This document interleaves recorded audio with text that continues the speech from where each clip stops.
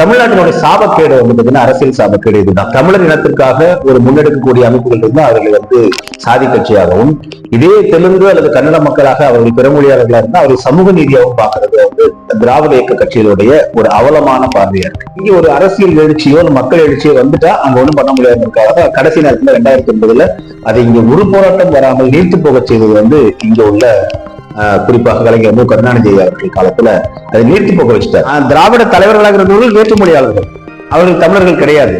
அதனால இங்க மக்கள் ஏத்துக்காம போயிருவாங்க நினைவுட்டாங்க. தமிழர்களை போல திராவிடன் சாயம் அடிச்சு விட்டாங்க.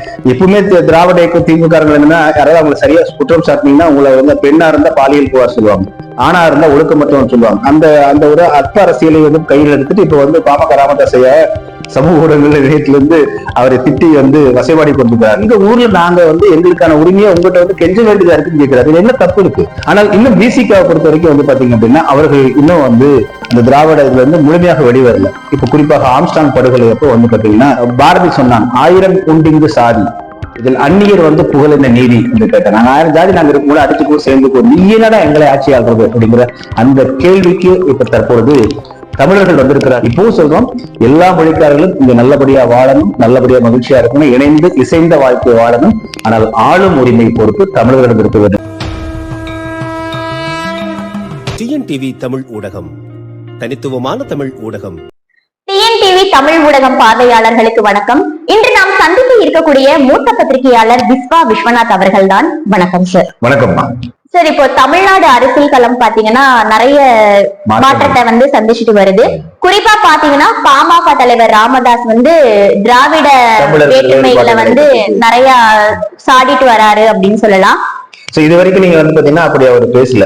ராமதாஸ் அவர்கள், விடுதலை சிறுத்தைகள் திருமாவளவன் அவர்கள் போன்றவர்கள் அந்த அமைப்புகள் கட்சிகள் ஆரம்பிக்கும் போது அவர்கள் தொடக்கமே வந்து பாத்தீங்கன்னா குறிப்பாக விடுதலை சிறுத்தைகள் கட்சி விடுதலை சிறுத்தைகள் தான் ஆரம்பிச்சாங்க. ஏன்னா விடுதலை புலிகள் என்கிற பெயர் வந்து இங்க விடுதலை சிறுத்தைகள் ஆரம்பிச்சாங்க. ஆக தமிழ் தேசியம் மேதகு தலைவர் அவர்கள் வந்து எழுத்துல எடுத்த தமிழ் தேசியம் என்பதுதான் அதனுடைய ஒரு உந்துதலாக தான் இங்க வந்து தமிழ் தேசிய கட்சியை தொடங்கினாங்க. அதற்கு பிறகு அது ஒரு பழைய சமூகத்தை ஒடுக்கப்பட்ட மக்களுக்கான, சிறுபான்மை மக்களுக்கான, பிற்படுத்தப்பட்ட மக்களுக்கான அமைப்பா பின்னாடி மாறிச்சுன்னு வச்சுக்கலாம். அதே போல பாமக ராமதாஸ் ஐயா அவர்கள், மருத்துவர் ராமதாஸ் ஐயா அவர்கள் வந்து பாத்தீங்கன்னா தமிழ் குடிதாங்கி என்றுதான் பட்ட பெயர். சோ அவர் எதற்காக அப்படி சொன்னார்னா, அவர் குறிப்பாக வந்து வன்னியர் சமூக மக்கள், பெரும்பான்மை மக்களாக இருக்கக்கூடிய மக்களுக்கான அவளுக்கான ஒரு பாதுகாவல் என்று சொன்னாலும் கூட அவருடைய முழக்கம் அடிப்படை வந்து தமிழ் தேசியமா தான் இருந்துச்சு. தமிழர் இருக்கிறது. இன்னைக்கு கூட வந்து பாத்தீங்கன்னா பாமக அவர்கள் வந்து மக்கள் தொலைக்காட்சி நடத்துறாங்க. மக்கள் தொலைக்காட்சியில வேற எந்த தொலைக்காட்சி இவ்வளவு தமிழ் படுத்தி நம்ம இன்று கூட பார்த்தது இல்லை. வருவாய் இருக்கோ இல்லையோ, அதனால தமிழ் படுத்தி அவர்கள் வந்து அதை மக்களுக்கு எடுத்துட்டு போறாங்க. தெருக்கூத்துல இன்னும் வந்து பாத்தீங்கன்னா அவர்கள் தான் தொலைக்காட்சியில ஒளிபரப்பிட்டு இருக்காங்க. ஆக தமிழர் என்கிற உணர்வுள்ள ஒரு அரசியல் இயக்கம் தான் பாமக. ஆனா இந்த விசிகா பாமக ஆகிய 2 கட்சிகளையும் நாம் எப்படி பார்க்கிறோம்? ஆனால் திராவிட இயக்கங்கள் கட்சிகள் அப்படி பார்க்கல, அதை சாதி கட்சிகளாக பார்க்கின்றன. சாதி கட்சிகள் என்பதை போல தொடர்ந்து அவர்கள் வந்து சொல்றாங்க. இதே நீங்க KN நேரு போன்ற திமுகவை சேர்ந்தவர்கள் அவர்கள் ரெட்டியார் மாநாட்டுக்கு போனாலோ இல்ல வந்து நாயுடு மாநாட்டுக்கு அந்த அமைச்சர்கள் போனாலோ அதை சமூக நீதின்றாங்க. ஆனால் தமிழர்களாக இருக்கக்கூடிய திருமாவளவனும் ராமதாஸ் ஐயா அவர்களும் அவர்கள் தங்களுடைய பிறந்த மக்களுக்காக அந்த சமுதாய மக்கள் சமநிலைத்தன்மை பெறணும் சமூகத்துல என்பதற்காக பாடுபடும் போது சாதி கட்சி என்று முத்திரை குத்துறாங்க. தமிழ்நாட்டினுடைய சாபக்கேடு வந்து பாத்தீங்கன்னா அரசியல் சாபக்கேடு இதுதான்.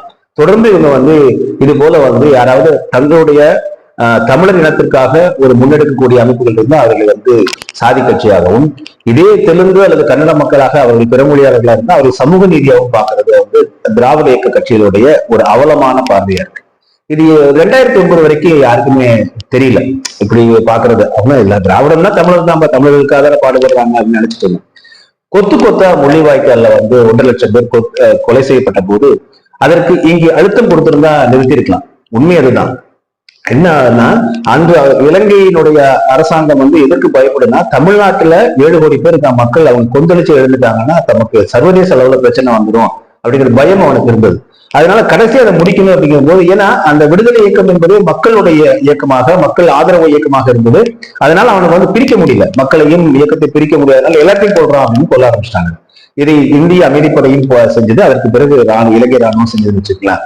அந்த அடிப்படையில வந்து இங்க ஒரு அரசியல் எழுச்சியோ மக்கள் எழுச்சியோ வந்துட்டா அங்க ஒண்ணும் பண்ண முடியாதுக்காக கடைசி நேரத்துல 2009 அதை இங்க ஒரு போராட்டம் வராமல் நீர்த்து போக செய்தது வந்து இங்க உள்ள குறிப்பாக கலைஞர் மு கருணாநிதி அவர்கள் காலத்துல அதை நீர்த்தி போக வச்சுட்டார். இங்க ஒரு 7 கோடி பேர்ல 5 கோடி பேர் ரோட்டுக்கு வந்திருந்தோம்னா இலங்கையில ஒரு கொலை கூட நடந்திருக்காரு. அதைத்தான் நம்ம சொல்றோம். ஐயோ, நாங்க முதல்ல என்ன சொல்லுவாங்க, எல்லாவற்றுக்குமே உலக அளவில் இருக்கக்கூடிய எல்லா தமிழர்களுக்கும் நாங்க தான் வந்து தமிழக தலைவர் அப்படின்லாம் கலைஞர் ஐயா சொன்னாரு. ஆனால் இலங்கையில வந்து கொல்லப்பட்ட போது என்ன சொல்லிட்டாங்கன்னா, இதே திமுக காரங்க வேறு நாட்டில் நடக்கிறது போய் நம்ம என்னப்பா பண்ண முடியும் அப்படின்ட்டாங்க. சோ இதெல்லாம் வந்து பாத்தீங்கன்னா மிகப்பெரிய அதிர்ச்சியை வந்து நம்ம கலை ஏற்படுத்துறது. ஒரு போராட்டம், ஒற்றை போராட்டம் வெளியில வந்து 5 கோடி பேர் இல்ல 7 கோடி பேர் வெளியில் இருந்தோம்னா அங்க ஊருக்கு அத்தனை பெரியவர்கள், முதியவர்கள், வயதானவர்கள், பெண்கள், குழந்தைகள் கொல்லப்பட்டிருக்க மாட்டாங்க. சோ இதற்கு பிறகு ஏன் இப்படி பண்றாங்கிற கேள்வி வந்து வந்த போதுதான் தமிழ் தேசிய நமக்கான ஒரு ஆட்சியாளர்கள் இருக்கும்போதுதான் இது போன்ற கொலைகளை தவிர்க்க முடியும், தமிழர்களுக்கான உரிமைகளை பாதுகாக்கக்கூடியங்கிற உணர்வு வந்துச்சு. சோ அதற்கு முன்னதாகவே நீங்க வந்து பாத்தீங்கன்னா விடுதலை சிறுத்தைகள் பாமக இருந்தாலும் கூட இந்த அரசியல் ரீதியாக அவர்கள் வெற்றி பெறாவிட்டால் அவர்கள் எதுவுமே செய்ய முடியாத காரணத்தினால அவர்களை என்ன பண்ணாங்க வந்து பாத்தீங்கன்னா சாதி கட்சியாக முத்திரை குத்தி, நீங்க ஏதாவது ஒரு அதிமுகவோ திமுகவுல இணைந்து பயணம் செய்தால்தான் உங்களுக்கு எம்எல்ஏ எம்பி சீட்டாவது கிடைக்குங்கிற சூழ்நிலை கொண்டு வந்துட்டாங்க. அவர்களும் அந்த வட்டத்துக்குள்ள சுருங்கிட்டாங்க. இவர்கள் சாதி கட்சியை முத்திர குத்தினாலும் அவர்களும் வேறு வழி இல்லாம அவர்கள் வன்னிய சமுதாய மக்களுக்கான அந்த ஒரு ஓட் பேங்காகவே இருந்துட்டாங்களே தவிர, அப்படி நீங்க குறிப்பிட்ட ஒரு சாதியான ஓட் பேங்கா இருந்துட்டா நீங்க வந்து பிற கூட்டணி செய்துதான் நீங்க வந்து ஆட்சி அமைக்க முடியுமே தவிர தமிழ்நாடு முழுவதுக்குமான ஆட்சி அமைக்க முடியாது. இப்போ நீங்க தமிழர்கள் அப்படின்னு சொன்னா தமிழ்நாடு முழுவதுக்கும் பெரும்பான்மையா இருக்காங்க, அதை வைத்து நீங்க ஆட்சி ஆளலாம். இல்ல திராவிட இயக்கங்கள் சொன்னா கூட தென்னிந்தியாவை குறிக்கக்கூடிய அமைப்புல இருந்து அதை கூட பண்ணலாம். ஆனால் குறிப்பிட்ட சாதியாக இருந்து நீங்க ஒட்டுமொத்த ஆட்சி அமைக்க முடியாது, கூட்டணி செய்துதான் அமைக்க முடிய சூழ்நிலை வரும். சோ இந்த டிராப்ல வந்து விசிகாவும் பாமகவும் மாட்டிருச்சு. அதனால இவர்கள் என்ன முத்திரை குத்துறாங்களோ அந்த முத்திரைக்குள்ளேயே போயிட்டாங்க.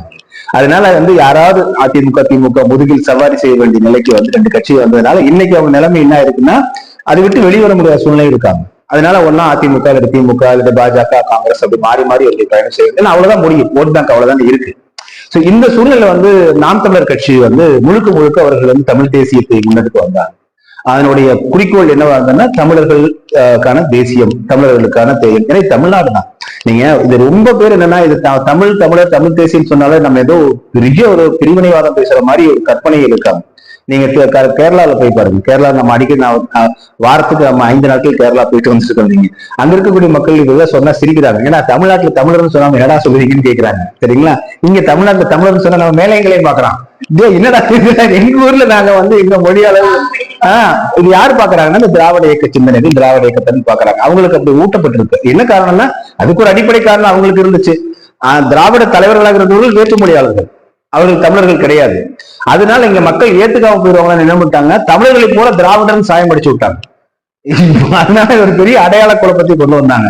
இப்ப எங்கள் தலைமுறைக்குள்ள ஒரு பெரிய பிரச்சனை நாங்க இப்ப இருக்கு, இளைய தலைமுறைக்கு இருக்கு. நம்ம திராவிடரா தமிழரான்னு கேட்கக்கூடிய இருக்காங்க. இது இப்படிப்பட்ட ஒரு 50 ஆண்டு காலத்துல வந்து பாத்தீங்கன்னா தொடர்ந்து பரப்புரை செய்து எப்படின்னா நீங்க வந்து நாங்கெல்லாம் புலிக்குட்டிகள் சொல்றோம். ஒரு ஆட்டுக்குட்டி தலைமைக்கு வருது.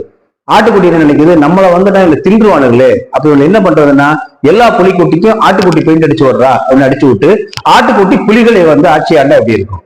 இதுதான் திராவிடம் என்கிற மொத்தமே அவர்கள் வந்து பாத்தீங்கன்னா தெலுங்கு பேசக்கூடிய மக்கள் சென்சஸ் கணக்கு இருக்கு. 10 லட்சம் பேர் தான் இருக்காங்க, 9,50,000 பேர் தான் இருக்காங்க. கன்னடம் பேசக்கூடியவர்கள் 2 லட்சம் 3 லட்சம். மொத்தத்துல வந்து ஒரு எப்படி பார்த்தாலும் நீங்க வந்து ஒரு 10, 12, 14 விழுக்காடுக்கு மேல பெருமொழியாளர்கள் கிடையாது. மீதமுள்ள மெஜாரிட்டி கிட்டத்தட்ட 86 விழுக்காடு தமிழர்கள் இருக்காங்க. இவர்களை ஆள்வது யாருன்னு வந்து பாத்தீங்கன்னா பிறமொழியாளர்களாக அவர்கள் வீட்டுல தாய்மொழி அவர்கள் வந்து தெலுங்கு பேசக்கூடியவங்களா இருக்காங்க. சோ இதெல்லாம் தான் இத்தனை ஆண்டு காலம் இப்ப வெளிப்பட ஆரம்பிச்சதுக்கு அப்புறம் இப்ப தமிழ் தேசியத்தை எங்களை நாங்களே ஆண்டுக்கிற சார், நீங்க ஏன் சிரமப்படுறீங்கன்னு தான் கேட்கிறமே தவிர அவங்க வெளியில போக சொல்ல, அவங்களை நம்ம வெறுக்கல. ஆட்சி அதிகாரத்துல நாங்க முடிவெடுக்கக்கூடிய இடத்துல நாங்க உட்கார்ந்துக்கணும். இப்ப நீங்க வந்து பாத்தீங்கன்னா 86 விழுக்காடு 90 விழுக்காடு உள்ள தமிழர்களுக்கு எத்தனை அமைச்சர்கள் இருக்காங்க?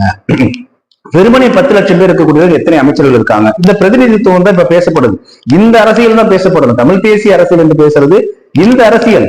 நம்ம எல்லாரும் இங்க ஒன்னா வாழ்றோம். தமிழ் பேசக்கூடிய இருக்கிறோம், கன்னடம் பேசக்கூடியவர்கள், ராஜஸ்தானி, உருது பேசக்கூடிய எல்லா மக்களும் தமிழ்நாட்டுல வாழ்றோம். நாங்க என்ன சொல்றோம்னா எல்லாத்துக்கும் ரெப்ரசன்டேஷன் கொடு, முறையா கொடு. இப்ப என்னன்னா 9 அமைச்சர்கள் தெலுங்கு அமைச்சர்கள் இருக்காங்க. அப்ப எப்படி நீங்க அப்ப 9 லட்சம் பேருக்கு 9 அமைச்சர்கள், அப்ப லட்சம் பேருக்கு ஒரு அமைச்சரா? இந்த ரெப்ரசன்டேஷனை பத்தி தான் நம்ம தமிழ் தேசியம் பேசணுமே தவிர மொழி வேற்றுமையை பத்தி பேசல. எல்லா மொழிக்காரர்களும் நீங்க வாழ வேண்டும், வாழலாம். ஆனால் இங்கே ஆளக்கூடியவர்களே தமிழ்கிட்ட கொடுங்க. 1956 மொழிவழி தேசிய இனங்கள் தான் பிரிக்கப்படுது. இந்தியாவை எப்படி பிரிக்கலாம், பிரிட்டிஷ்கார் விட்டுட்டு போனதுக்கு பிறகு எப்படி பிரிக்கலாம் அப்படிங்கும் போது உலகம் முழுவதுமே மொழிவழி இடம் தான். ரஷ்யானா ரஷ்ய மொழி பேசக்கூடியவர்கள் ஒரு நாடு, பிரெஞ்சு மொழி பேசக்கூடியவர்கள் ஒரு பிரெஞ்சு நாடு, அரபி பேசக்கூடியவர்களுக்குல நீங்க அரபு நாடுகள், அதே போல நீங்க ஜாப்பனீஸ் மொழி பேசக்கூடியவர்கள், சைனா மொழி பேசக்கூடிய அவங்க நாடு, எல்லாமே மொழிவழி தேசிய இனங்கள் தான் உலகத்தில் இருக்கிறது. அந்த அடிப்படையில இந்தியாவிலையும் மொழிவழி தேசிய இனங்கள் அப்படின்னு 1956 பிரிக்கிறாங்க. அப்ப பெரும்பான்மை மொழி பேசக்கூடிய மக்களுக்கு அந்த மாநிலத்தை கொடுத்துட்றாங்க. நீங்களே உங்களுக்குள்ள ரெப்ரஸன்டேஷன், நீங்களே ஆட்கள் தேர்ந்தெடுத்து நீங்களே உங்களுக்கு நிர்வாகம் செஞ்சுக்கப்பா அப்படின்னு கொடுத்தாச்சு. ஆனால் அதற்கு பிறகு 2024 வரைக்கும் தமிழ்நாட்டுல தமிழர்கள் ஆட்சியாளர் இல்லை. சோ இதுதான் இங்க தமிழ் தேசியத்துக்கு மிகப்பெரிய தேவையை உருவாக்கி இருக்கு. இதை இத்தனை ஆண்டு காலம் வெறுமனே ஒரு சாதி வட்டத்தோடு இருந்துவிட்ட விடுதலை சிறுத்தைகளாகட்டும், அவர்கள் இதே போல பாமகவாகட்டும் தற்பொழுது இந்த தமிழ் தேசியம் என்பதை நோக்கி வருகிறார்கள் என்பதாகத்தான் நான் இதை பார்க்கிறேன். ஏன்னா ரொம்ப காட்டமாவே நடைமுறை அறிக்கை விட்டுருந்தார். மொத்தமே 10,000 பேர் தான் நீங்க இருக்கிறீங்க, நீங்கள் என்னை ஆள்வதா அப்படின்னா இதே பாமக ராமதாஸ் ஐயா கலைஞர் கருணாநிதி அவர்கள் குடும்பத்தை பற்றி அவர்கள் சொல்லியிருந்தாங்க. அவர்கள் சார்ந்த அந்த குடியை பற்றி சொல்லி குறிப்பிட்டிருந்தாங்க. அப்புறம் நேற்று இன்னும் காட்டமா சொல்றாங்க, 10 விழுக்காடு நான் கேட்கிறேன், நான் உங்கள்கிட்ட போய் நாங்க பிச்சை எடுக்க முடியும், இது எங்க மண்ணு, நான் ஏன் உங்கள்கிட்ட போய் நான் கேட்கணும், உங்கள்கிட்ட பாக்குறதே எனக்கு அவமானமா இருக்கு என்று அந்த அளவுக்கு. ஏன்னா அவர் 10 விழுக்காடுல அது அதிமுக செய்த தவிர, அதிமுக போன முறை என்ன பண்ணிட்டாங்கன்னா கரெக்டா தேர்தல் வர நேரத்துல 10 விழுக்காடு நாங்க தர்றேன்னு சொல்லி தேர்தல் வாக்குறுதிகளை கொடுத்துட்டு போயிட்டாங்க. அது இவங்க நடைமுறைப்படுத்த வேண்டும் திமுக. சோ அது படுத்தல அப்படிங்கறத இப்ப ஒரு பெரிய கோபமா இருக்கு. அப்போ தமிழ் குடி என்றால் நீங்கள் புறக்கணிக்கிறீர்கள், தமிழ் குடிகள் இடஒதுக்கீடு பெற்றுவிடக்கூடாதுன்னு நீங்க அதைத்தான் ராமதாஸ் ஐயா சொல்றாரு. ராமதாஸ் ஐயா பார்வை இப்படிதான் பாக்குறீங்க தவிர நீங்கள் அதை அவர் என்னமோ உடனே எப்பவுமே திராவிட இயக்கம் திமுகங்கள் என்னன்னா யாராவது அவங்களை சரியா குற்றம் சாட்டினீங்கன்னா உங்களை பெண்ணா இருந்தா பாலியல் புகார் சொல்லுவாங்க, ஆணா இருந்தா ஒழுக்கமற்றவன் சொல்லுவாங்க. அந்த ஒரு அற்ப அரசியலை கையில் எடுத்துட்டு இப்ப பாமக ராமதாஸ் ஐயா சமூக ஊடகங்கள் இணையத்துல அவரை திட்டி வசைபாடி கொடுத்துட்டாரு. அவரு கேட்கறது என்ன, அவங்க சொன்னாங்க 10 விழுக்காடு, நீ அதை இம்ப்ளிமெண்ட் பண்ணுமா வேண்டாமா, இம்ப்ளிமெண்ட் பண்ணு, அதுக்காக நான் உங்கள்கிட்ட கெஞ்ச முடியுமா? இது எங்க ஊர்ல இருந்துகிட்டு அதைத்தான் எங்க ஊர்ல நாங்க எங்களுக்கான உரிமையை உங்ககிட்ட கெஞ்ச வேண்டியதா இருக்குன்னு கேட்கிறாரு. இது என்ன தப்பு இருக்கு? இது அவர்கள் வெட்கப்பட வேண்டும், ஆட்சியாளர்கள் வெட்கப்படணும். ஐயோ இப்படி நம்ம உங்களை கேட்க வச்சுட்டோமே, அவங்க வெட்கப்படணும். சோ அது ஒன்று. ஆனால் இன்னும் பிசிகாவை பொறுத்த வரைக்கும் பாத்தீங்க அப்படின்னா அவர்கள் இன்னும் அந்த திராவிட இதுல முழுமையாக வெளிவரல. இப்ப குறிப்பாக ஆம்ஸ்டாங் படுகொலை அப்போ பாத்தீங்கன்னா முதல்ல அவருடைய அந்த தானாடாவிட்டாலும் தன் சதையாடுங்கிற அடிப்படையில திருமா ஐயா முதல்ல சொல்லிட்டாங்க, இப்ப சரணடைந்தவர்கள் குற்றவாளிகள் அல்ல அப்படின்னு சொல்லிட்டாங்க. அது அவருடைய உண்மையான ஒரு இது. அதற்கு பிறகு முதலமைச்சர் அவசரமா அவரை கூப்பிட்டு அழைச்சு ஏதோ பேசுறாரு. வெளியே சிபிஐ விசாரணை எல்லாம் தேவையில்லை, தமிழ்நாடு போலீஸ் விசாரிச்சுட்டு மாறிட்டாரு திருமா ஐயா.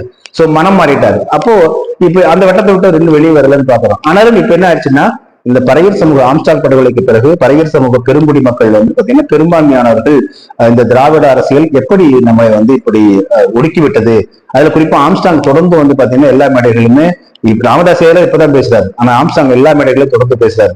பறையரையும் வன்னியரையும் பிரித்து வைத்து நம்ம ஆண்டு விட்டார்கள், நமக்கு அவங்களுக்கு என்னையா பாக்க, நாங்க ஒவ்வொரு 10 மாவட்டங்களுக்கு மேலாக 36 விழுக்காடு இருக்கிறோம். நாங்க 36 விழுக்காடு சேர்ந்ததுன்னா நாங்க தான் மெஜாரிட்டி, நாங்க தான் ஆட்சியாளர் தீர்மானிக்க முடியும். அப்படி தீர்மானித்து வரக்கூடாது என்பதற்காக பிரிச்சு வச்சிருக்காங்க அப்படின்னு ஆம்ஸ்டாங் பேசிட்டு வர்றாரு. சோ இப்போ இந்த உணர்வு இப்ப அடிப்படையில் நீங்க புரிஞ்சிருக்கீங்கன்னு நினைக்கிறேன். இப்ப தமிழர் என்கிற அந்த உணர்வை ஆம்ஸ்டாங் ஆகட்டும் பாமக ராமதாஸ் ஐயா கையில எடுத்துட்டாங்க. இப்பொழுது ரஞ்சித் போன்ற இயக்குநர்கள் அவங்க கையில இருக்கிறாங்க. அவர் தமிழ் தேசியம் என்கிற பெயர் இல்லாவிட்டாலும் கூட இது தமிழர்களுக்குள்ளே பிரிவினையை, சாதி பிரிவினையை, சாதி சங்கங்களாக மக்களை பறையராகவும் மன்னியராகவும் மோத விட்டுக்கிட்டு உற்சாதிகளை இந்த பக்கம் தேவேந்திர குலவேளாளரையும் தேவரையும் மோத விட்டு கொண்டு இத்தனை ஆண்டு காலம் அரசியல் செய்து நம்ம சொன்ன மாதிரி புலிக்குட்டிகளை தான் மாட்டுக்குட்டிகளா வச்சு இவர்கள் வேட்டையாடி கொண்டிருந்தார், நரிகளுக்கு வேட்டைக்கு கொடுத்துட்டு இருந்தாங்க அப்படிங்கறத இப்ப தெரிஞ்சுக்கிட்டு இந்த முழக்கம் வெளிவர தொடங்கி இருக்கு. எனவே இது அவர்கள் தமிழர்களுக்கான உரிமைகளை கொடுங்கன்னு சொல்றேன், எங்களை ஏமாற்றாதுன்னு சொல்லதான் பாமக ராமதாஸ் ஐயா சொல்லக்கூடிய அந்த கூட்டுல இருந்து நான் பாக்குறேன். சார் இப்ப நீங்க சொன்ன மாதிரி ஆம்ஸ்டாங் சொன்னீங்க, அதாவது அதே மாதிரி இயக்குனர் பா ரஞ்சித் சொன்னீங்க, இப்ப ராமதாஸ் நம்ம எடப்பாடி பழனிசாமி எல்லாருமே தமிழர் அப்படின்னு ஒரு இதை முன்வைக்கிறாங்க அப்படின்னு சொல்றீங்க. இப்ப இவங்க எல்லாருமே சேர்ந்து இப்ப நாம் தமிழர் கட்சியும் பாத்தீங்கன்னா தமிழரோட இதுதான் அவங்களும் பாடுபட்டு வராங்க. இவங்க கூட இவங்களும் ஜாயின் பண்ணி எல்லாரும் சேர்ந்து ஒரு ஆட்சி அமைக்கிறது சான்சஸ் இருக்குங்களா? சரியான கேள்விமா. என்னன்னா நீங்க இப்போ எல்லாருக்குமே இந்த தமிழர் உணர்வு வந்துருச்சு. இப்ப நீங்க எல்லா இயக்கங்களுக்குமே வந்துருச்சுன்னு வச்சுக்கலாம். எடப்பாடி பழனிசாமி தமிழர் நலனை முன்னிறுத்தி பண்றாரு. அவரு நிறைய தைப்பூசத்திற்கு விடுமுறையில விட்டாருன்னு வச்சுக்கலாம், நிறைய செஞ்சுட்டு இருக்காரு. அந்த உணர்வுகளுக்கு போறாங்க. இப்போ பா ரஞ்சித் அவர் இப்பொழுது ஆம்ஸ்டாங் சொன்னது போல தற்பொழுது திராவிட இயக்கங்கள், திராவிட கட்சிகள் தங்களை ஏமாற்றுகின்றன என்ற அடிப்படையில சொல்றாங்க. எல்லாருக்குமே இந்த ஒரு பாமக ராமதாஸ் ஐயா வெளிப்படையாக பேசிட்டாரு. கிட்டத்தட்ட இந்த உணர்வு நிலை வந்து இப்ப என்ன உணர்வு நிலைக்கு மக்கள் வந்திருக்காங்கன்னா, இங்கே நாம் தமிழர்கள் தங்கள் உரிமைகளை தற்காத்துக் கொள்வதற்கான தேவை வந்து விட்டது. நம்ம ரொம்ப எல்லை மீறி நம்மளை வந்து திராவிட இயக்கங்களும் கட்சிகளும் நம்ம சுரண்டி விட்டன, ஏமாற்றி விட்டன அப்படிங்கிற உணர்வு வந்து வந்திருக்கு. இது தமிழ் தேசிய அரசியலாக உருவாகி அது நாளைக்கு கூட்டணியா மாறுமான்னு இப்ப நம்ம ஊகிக்க முடியாது. ஏனென்றால் அவர்கள் இப்ப பா ரஞ்சித் போன்றவர்களுக்கு இந்த தமிழர் உணர்வு இருந்தாலும் அவர்களுடனே தமிழ் தேசியத்தை ஏற்றுக்குவாங்களா, அது குறிப்பா நாம் தமிழர் கட்சியின் சீமான் அவர்களுடைய தலைமையை ஏற்றுக்குவாங்களான்னு சொல்ல முடியாது. அவங்களுக்குள்ள கருத்து வேறுபாடுகளை ஒவ்வொருத்தருக்கும் சுதந்திரம், ஒரு டெமோக்ராட்டிக் கண்ட்ரி, எல்லா அவர்களுக்கும் அவருக்கு வந்து நான் ஏன் இவரோட கூட்டணி செய்யறணும், எதுக்காக செய்யணும் அனலைஸ் பண்ணுங்க இருக்கும். அதனால நாம அதை சொல்ல முடியாது. ஆனால் இந்த உணர்வு வந்திருக்கு. திராவிட இயக்கமும் திராவிட கட்சிகளும் தமிழர்களை ஏற்கின்றன, சாதி ரீதியாக பிளவுபடுத்துகின்றன, சாதி கட்சிகளாக நம்ம மாற்றி அவர்கள் வந்து நம்ம முதுகுல வந்து ஏறி வந்து அவர்கள் ஆட்சி அதிகாரத்தையும் எல்லாத்தையும் அனுபவிச்சுட்டு இருக்காங்க அப்படிங்கிற உணர்வு வந்திருக்கு. இந்த உணர்வு வந்து பெரிய மாற்றம், 2009 பிறகு ஒரு பெரிய மாற்றம். ஆனால் இதுக்கு என்னன்னா, நம்ம கொடுத்த விலை அதிகம். 1 லட்சம் பேர் உயிரை வந்து நம்ம இழந்துதான் இப்படி ஒரு விழிப்புணர்வை தமிழ் மக்களிடம் ஏற்படுத்த முடியும்னா, நம்ம வந்து வணங்க வேண்டிய குலதெய்வங்கள் வந்து பாத்தீங்கன்னா அந்த இறந்து போன 1 லட்சம் பேரை தான் நம்ம பார்க்கிறோம்.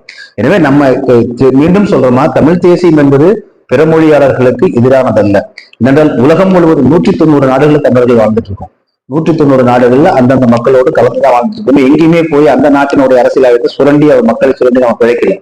ஆனால் இங்கே அது மாதிரி நம்ம வந்து அப்படி இடம் கொடுத்து யாரும் எல்லாருமே இங்க வந்து ஆட்சியாளர்னு நினைச்சது வந்து பெரிய தவறா போய் கடைசியில நம்முடைய வரலாறு மறைக்கப்படுகிறது, பிரிக்கப்படுகிறது. நமக்கு தமிழர்களுக்கு தலைவர்களே இல்லைன்றாங்க, தமிழர்களுக்கு இலக்கியம் இல்லைன்றாங்க. சோ இப்படி எல்லாம் சொல்லி வந்து கொஞ்சம் கொஞ்சமாக தமிழுடைய அடையாளத்தை செதுக்கிறாங்க. அப்படிங்கும் போது இப்ப நமக்கு அந்த பயம் வந்து நம்மை நம்ம பாதுகாத்துக்க வேண்டும். நம்ம ஏன்னா உலகத்திலேயே மூத்த இனம் அப்படிங்கிறது இன்னைக்கு வரைக்கும் ப்ரூவா இருக்கிறது தமிழரிடம் தான். உலகத்திலேயே மூத்த மொழி என்பது இன்னைக்கு வரைக்கும் ப்ரூவா இருக்குது தமிழ் மொழி. ஏன்னா எதுக்காக இன்னைக்குன்னு சொல்றேன்னா, உடனே வந்து சில அறிவுஜீவிகள் கேட்பாங்க, அப்ப எதிர்காலத்துல நாங்க வேற இதற்கு மூத்த மொழி இருந்து கண்டுபிடிச்சா என்ன பண்றது கேட்டாலும் கேட்பாங்க. அதனால இன்னைக்கு வரைக்கும் இருக்கிறத வச்சுக்கோங்க. அப்ப மூத்ததா இருக்கும்போது இதை பாதுகாக்க வேண்டிய கடமை இருக்குது. ஏதோ 190 இடங்கள்ல தமிழ்நாட்டுல வந்து அகழாய்வு பண்ணணும், சரிங்களா? அகழாய்வு செய்வதற்கு 190 இடங்கள்ல பிட்டுன்னு குழி போட்டு மூடி வச்சிருக்காங்க.